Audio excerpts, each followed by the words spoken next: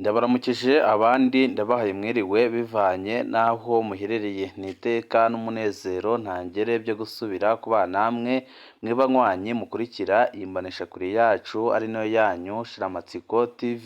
Ni imboneshakure imwe rudende idushikiriza inkuru n'ibiganiro utaronka ahandi. Uyu ni umwanya w'amakuru agezweko ari kuvugwa ngaha mu gihugu c'u Burundi, aho ino mboneshakure yacu ari nayo yanyu Shiramatsiko TV ibategurira amakuru ahambaye cane aba ari kuvugwa mu bisata bitandukanye, aho twibanda cane cane ku makuru aba ari kuvugwa ku gateka kazina muntu, aba ari kuvugwa mu butungane, aba ari kuvugwa mu cibano, aba ari kuvugwa ku mbuga ngurukana bumenyi, aba ari kuvugwa muri politike ndetse n'andi yose mutamenye mwamwaranyigejwe turatohoza amaze tukabashikiriza ido n'ido. Umugore wa Perezida Evariste Ndayishimiye akomeje kwerura ko burya ari we utegeka Uburundi, ibimenyetso bitandukanye biriko birabigaragaza kandi akaza yerekana ko ari we by'ukuri ufise ijambo rya nyuma mu gihugu c'u Burundi, akaba ari nawe wazanye injyane zikomeye cane ziri hagati y'umushikiranganji wa mbere Gervais Ndirakobuca batazira ndakugarika ndetse n'umukuru w'igihugu c'u Burundi General Evariste Ndayishimiye, kuko Perezida Evariste Ndayishimiye ndetse na Gervais Ndirakobuca barapfundika ijambo, ariko mu gatondo bikaza kurangira Perezida Evariste Ndayishimiye aje yahinduye imvugo, ibyerekana neza ko Angeline Ndayishimiye aba yabyanze. Hakaba hari n'amakuru avuga ko ari we ugena abashikiranganji ndetse akagena n'abakurwa, ndetse akaba ari nawe watumye Generali Arengiyome Bunyoni wahoze ari umushikiranganji wa mbere w'igihugu c'u Burundi apfungwa. Ibi byose bikaba bigiye gukwegera akarambaraye umugabo wiwe, kuko benshi bemeza ko ububasha yihaye ndetse n'imbaraga ariko arakoresha mu butegetsi bw'umugabo wiwe zaba zigiye gukwegera akarambaraye Perezida Evariste Ndayishimiye. Turabigaruka ko mu idonido ry'amakuru, aho tuza kubabwira amajambo ateye ubwoba kandi akomeye agaragaza ko ibintu bigeze ku rugero ruteye ubwoba, kugeza n'aho abajenerali nka bose batanguye kwinubira uwo mugore w'umukuru w'igihugu c'u Burundi Angeline Ndayishimiye, aho bavuga ko akwiye gukurwa hafi y'umugabo we, kuko biboneka neza ko ari we uriko uramutobera.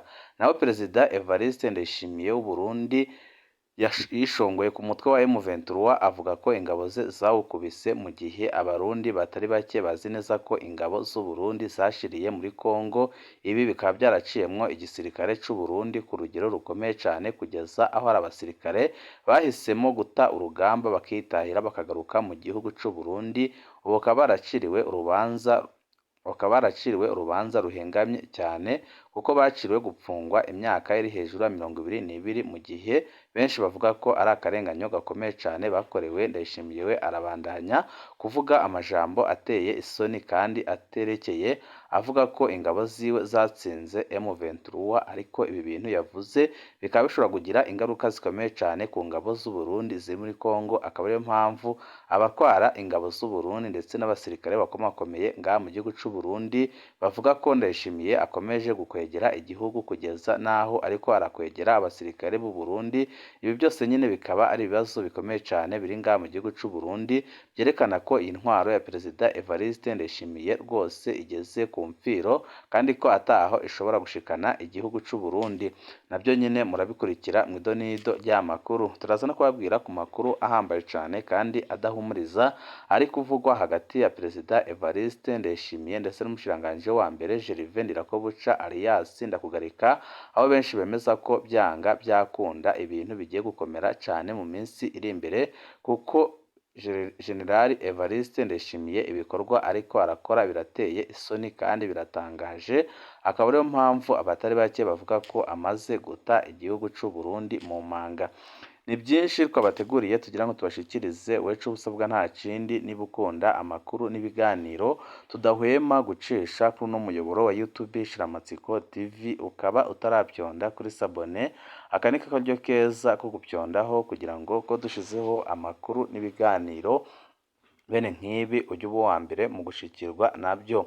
umugore wa Perezida Evariste Ndayishimiye akomeje kwerura ko burya ari we utegeka Uburundi. Ibimenyetso bitandukanye birerekana ko ari we mukuru w'igihugu c'u Burundi. By'ukuri benshi bati Ndayishimiye asigaye ari nk'igishusho ngaha mu gihugu c'u Burundi kandi ari we abanyagihugu batoye.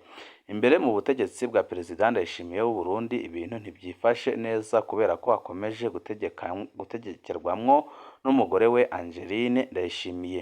Amakuru yizewe agera ku mboneshakure yacu Shiramatsiko TV ahamya ko nyamugore ari we ukomeje gufata ibyemezo bikomeye muri kino gihugu, ari nako anyereza mu buryo bukabije ubutunzi bw'icyo gihugu busanzwe bujegajega cyane ko kugeza magingo aya Uburundi aricyo gihugu cya mbere gikenye ku isi, kandi byose abenshi babirabira hafi bakemeza ko biriko biricwa n'umugore wiwe kuko ari gufata ingingo zihabanye n'izo yagakwiye gufata, bigatuma igihugu cyahombera ku rugero rukomeye cyane, aho Ndayishimiye atakibasha kuvugira mu mugore wiwe Angeline Ndayishimiye.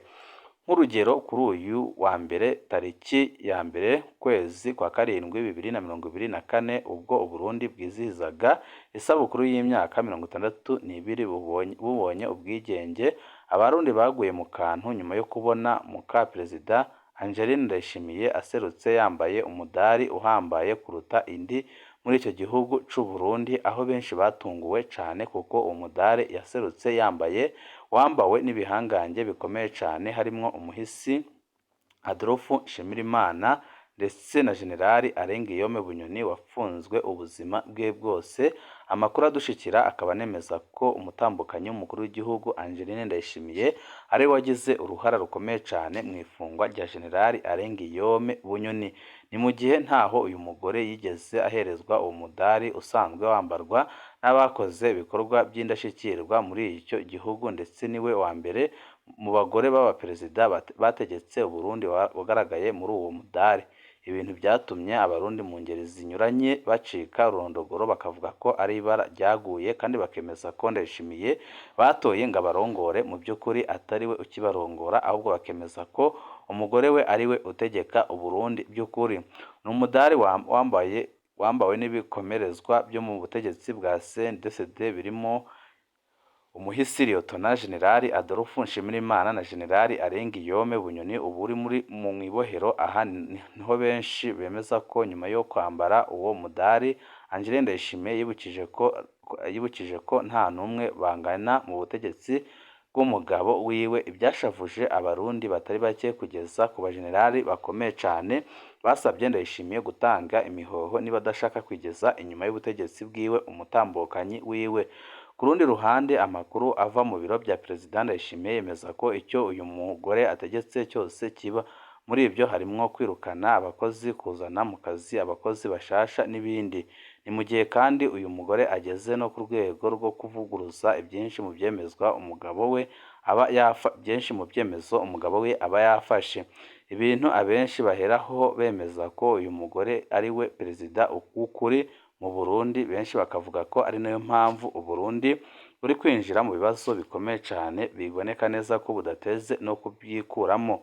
Uko gusumba bose mu gihugu ndetse no gufata ibyemezo bikakaye biri no mu bikomeje guteza umwijyane ndetse n'agatotsi hagati ya Perezida Ndayishimiye ndetse n'umushikiranganji wa mbere Gervais Ndirakobuca alias Ndakugarika. Uyu mugore kandi niwe wenyine ushobora guhinduza ibyemezo Perezida Ndayishimiye aba yafatanye na Minisitiri w'Intebe ariwe mushikiranganji wa mbere w'igihugu c'u Burundi, kandi bikaboneka neza ko bitangaza abatari bake kubona umutambukanyi w'umukuru w'igihugu c'u Burundi Angeline Ndayishimiye rwose ariko aravuguruza abategetsi nka bose kugeza ku mugabo wiwe. Uyu mutambukanyi kandi niwe wenyine ushobora guhinduza ibyemezo Perezida Ndayishimiye aba yafatanye n'umushikiranganji wa mbere. Ni mu gihe bitangazwa ko nyamugore ari we ukomeje gutegeka ingendo zose umugabo we akora zitari ngombwa, ibintu akora agamije kwibonera amafaranga ya misiyo atubutse, dore ko we agera aho umugabo we yagiye akajya kwirira iraha no guhaha mu maduka ahenze. Murazi ko ari we mutambukanyi wa mbere muri Afurika wambara imyenda izimbye kuko yambarira amafaranga arenga miliyoni 20 ku munsi. mu gihe igihugu ce c'u Burundi gikenye ku rugero rutarigera rubaho, akaba arico gihugu gikenye ku isi. Si ibyo gusa kandi uyu mugore nawe ingendo ze hanze y'igihugu zariyongereye cane dore ko zinatwara amafaranga menshi uhereye ku kumukodeshereza indege yihariye n'ibindi.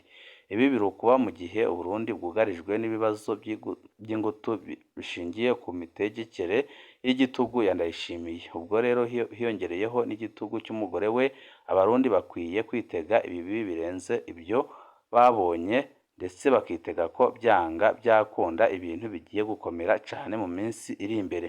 Iby'Uburundi ni ukubitega amaso, ariko biraboneka neza ko aho ibintu bigeze ahantu habi cane, kandi bikaboneka neza ko ubutegetsi bwa Perezida Evariste Ndayishimiye bugeze ku mfiro, kuko biratangaje kubona umutambukanyi wiwe ariwe uriko arategeka abarundi kugeza n'aho acanishamwo umukuru w'igihugu ndetse n'umushikiranganji wa mbere.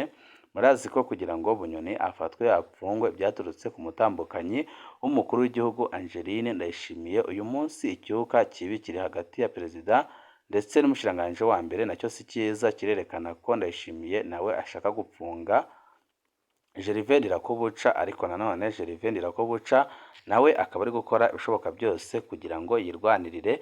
Ibi nyine akaba ari ibibazo bikomeye cyane bihanze Uburundi, bikaza byiyongera ku ngorane zikomeye cyane abarundi barimwo uno munsi, aho benshi basaba ko Ndayishimiye yotanga imihoho kuko ntaco ariko arabafasha, kandi bakemeza ko byanga bikunda Ndayishimiye rwose ataco ashoboye. Mu bwishongozi bwinshi, Evariste Ndayishimiye yavuze ko yanesheje umutwe wa M23 mu gihe amakuru yagiye ahererekanwa ku mbuga ngurukana bumenyi yemeza ko Ndayishimiye rwose abasoda biwe abatari bake bahoneye mu gihugu ca Kongo. Ibi byose bikaza byerekana ko Ndayishimiye afata abarundi nk'ibijuju, kubona avuga ko ingabo ze zatsinze M23 mu gihe atagace na kamwe kazwi muri Kongo ingabo z'u Burundi zigeze zifata ziragakomeza, mu gihe abarundi bagumye batahukanwa ari ibiziga. Ibi byose nyine bikaza byerekana ko Ndayishimiye agomeje gufata abarundi nk'ibijuju, kuko amajambo atangaza arerekana neza ko rwose abarundi abasuzugura ku rugero rukomeye cyane, ku buryo abafata nk'abantu batabasha no gutahura ibiriko biraba.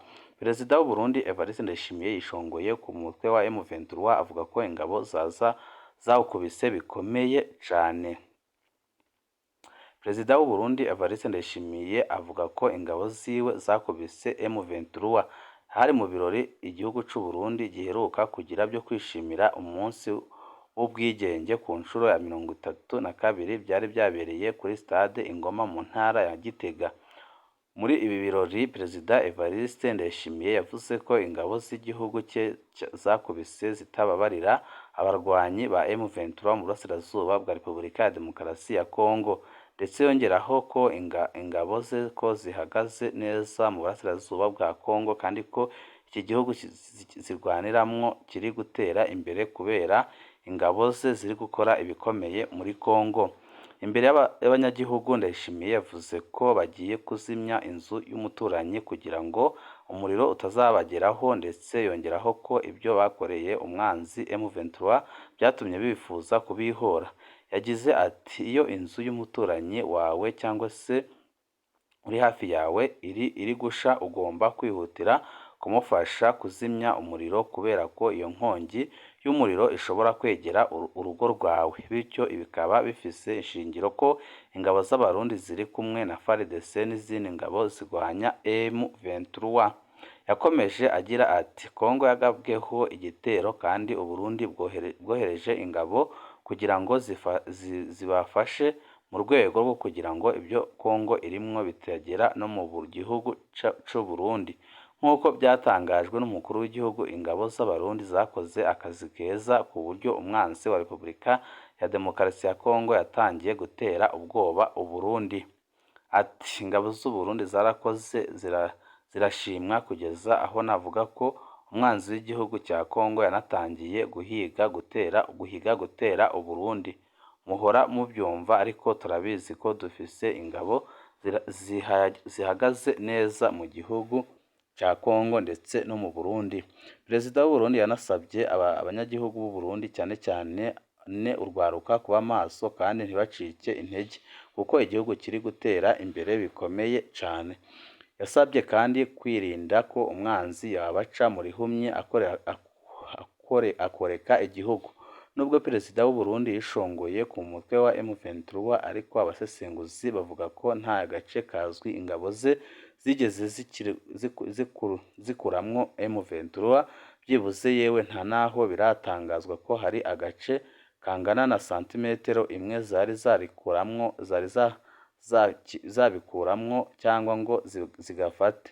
Ingabo z'u Burundi zatangiye kurwana ku ruhande rw'ingabo za leta ya Kinshasa ahagana mu kwezi kw'icyenda umwaka ushize. Kuva icyo gihe kugeza ubu izo ngabo zihora zineshwa kandi M23 ikagira n'ibikoresho byinshi bya gisirikare ibambura kandi ikabohoza n'ubuce izo ngabo zigenzura. Twavuga nka Kimoka yarimwo ibirindiro bikomeye by'igisirikare cy'u Burundi, Mushaki, Karuba n'ahandi henshi cyane, ariko aho hose barahikukanywe ku murango izuba riva. Ariko Ndayishimiye mu gufata abarundi nk'ibijuju nk'abantu badakurikirana ibiriko biraba, akavuga ko rwose ingabo z'u Burundi zatsinze. Ariko icyumvikanye kindi kinateye ubwoba mu ijambo umukuru w'igihugu cy'u Burundi General Evariste Ndayishimiye yavuze, nuko yavuze ko bafise ubwoba ko M23 ishobora kubatera, ariko abarundi batari bake ndetse n'abakurikirana ibiriko birabera mu Burundi ndetse no muri Kongo bakemeza ko M23 iramutse iteye u Burundi atagihe byabafata badafashe igihugu cyose cy'u Burundi.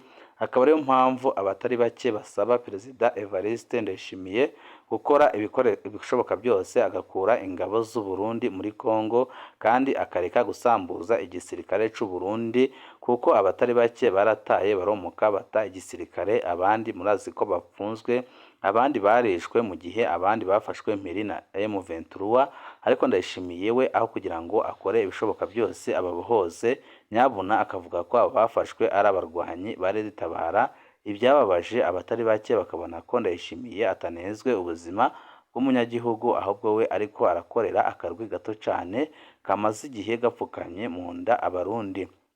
Kandi kanya kari buze turagaruka tubabwira ku makuru ahambaye cyane kandi adahumuriza ari kuvugwa hagati y'umushikiranganji wa mbere Gervais Ndirakobuca alias Ndakugarika ndetse n'umukuru w'igihugu cy'u Burundi Evariste Ndayishimiye, ariko byose bikomotse ku mutambukanyi we Angeline Ndayishimiye, kuko ari gukora ibishoboka byose kugira ngo ajyanishe abategetsi bakomeye cyane bakomoka muri CNDD-FDD, amaze Ndayishimiye bose abafate abapfunge, ubutegetsi busigare mu maboko yabo bonyine. Ariko abajenerali twabashije kuyaga bakavuga ko ibi bintu bitazigera bishoboka, ahubwo ko nyabona Ndayishimiye yakurwamo kugira ngo umugambwe ndetse n'igihugu bikomeze bigire umutekano. Ibihe byiza nibyo ndabipfurije.